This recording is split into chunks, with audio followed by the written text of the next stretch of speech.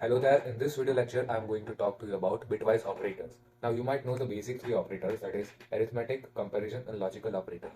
In order for me to teach you more about bitwise operators, you first need to know what are logical operators. So there are three main logical operators, AND, OR and NOT. Let's talk about AND first. So firstly let me tell you about a convention that we use. To represent true, we use the number 1, and to represent false, we use 0. Alright. So what are we doing is we are feeding a gate two conditions, that is A and B. These both are conditions. The conditions are like 5 is greater than 3 and whatnot. So yeah, we are feeding two input to a gate and we are getting an output. Now to satisfy the AND condition, the both given input should be true. Then only the output would be true. So here we can see that when A and B both are true, then only the output is true. And here we can see that both are false, both are 0, that means the output is 0. And here 1, that is condition A, is false, that's why our output is 0. And here B is false, that's why our Q is 0. Alright, now let's see OR gate. Now the OR gate states that either one of the output should be true. Now we can see it here that one output is true, that's why our output would be 1. And here A condition is true, that's why our output is 1. And here both of the conditions are true, that's why our output is 1. And if both are 0, then only our output will be 0.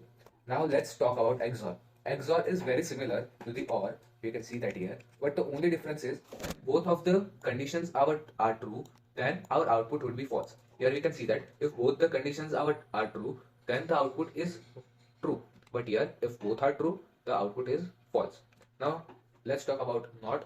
NOT is an inverter. If we feed a condition that is false, our output would be true. If we feed a condition that is false, if it is true, then we will get an output which is false. Alright. Now, let's talk about the main topic, the bitwise operators. Now, how to solve bitwise operators? First, we need to know the binary value of the two operands. Alright. In this example, our 5 and 3 are operands, and this is bitwise operator AND. To calculate the binary value, we can write a table like this. The operand will go here and we will divide it by 2. Right. Now 2 2s are 4. Our 2 will come here. And it will be there will be a remainder, right? 2 2s are 4. And if we subtract 5 from 4, we will get a remainder here. We'll write the remainder here. Now we will divide 2 by 2. 2 1s are 2 and the remainder will be 0. Now the binary value of 5 will be 1, 0 and 1. 1, 0 and 1. Now let's calculate 3. Alright, now let's find the binary value of 3. Now 2 1s are 2 and our remainder will be 1. So the binary value is 11. Alright, now we have to perform AND operations with this. So let me clear some space first. Alright, now we have to write our first digit here, 0 and 1. We have to write AND here and 1 and 1. Now to fill the gap in, we can write a 0. Now we have to use logical operator AND between both of these, 1 and 1. So our output would be 1, 0 and 1, our output would be 0, 1 and 0, our output would be 0. So the result of this is 001, right? Decimal 001. And to know the value of this, we can write 1, 2, 4. So 1 is equals to 1. So if you don't know how to convert binary to decimal, decimal to binary, you can check out my other video. I have explained that in detail. So I am assuming that you know all this and I am proceeding in that manner, right? So this is our binary value 001 and this is our decimal value 1. Alright. Now let's see about OR. So as we know, the decimal value for 5 is 101 and for 3 is 11. Alright. So 101 or 001. So this is the OR and 1 or 1. So our output is well, I have made many mistakes here. Let me correct that. It is 011. Alright, 1 or 1, our output is 1. 0 or 1, our output is 1. 1 or 0, our output is 1. Alright, so our output is 1, 1, 1. And in decimal, it would be, let me check, 1, 2, 4. So 4, 5, 6, 7. So our decimal value is 7. Now XOR. It is similar like every other.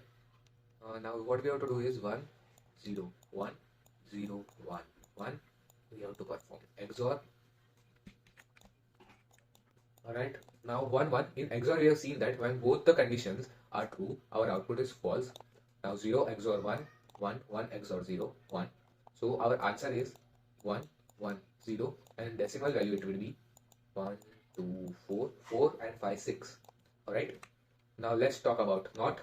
So what we have to do is we have to place the decimal value like this, now binary value like this, and we have to just simply invert the bits. So here 1 is given, so we have to write 0. Here 0 is given, then we have to invert the bit, and here 1 is given, so we have to invert the bit. So our output is 1, 0 in decimal, and in binary, this is in binary, and we have to convert that. So I will write 1 here, I will write 2 here. So 2 is our decimal. Alright. So shifting. Alright, shifting is an interesting topic. So what we have to do is write the bit 1, 0, 1, and we have to precise that with 1, 2 zeros. So the total number should be 1, 2, 3, 4, 5. 5 digits should be like this. Now what we have to do is we have to shift each bit by one position, like this, and like this. So what we have to do is now we have to shift it by 1. So here it will be 0, and we have shifted it here like this. So 1 will come. We have shifted 0 here, so 0 will come, and we have shifted 1 here, so 1 will come, and it will be 0 here. Alright. So this is our binary answer. To convert it into decimal, let's see. 1, 2, 4, 8. So 8, 9, 10. So this is our decimal answer. And right shift, what we have to do is we have to write the bit the same way, 0, 1, 1, 1, 2, 3, 4, and 5. Now we have to right shift the bit. Now performing a right shift by 2 position will move all the 2 places to the right. The 2 rightmost bits are dropped and zeros are added to the left. Now we get a decimal value of 0 and a binary value of 0.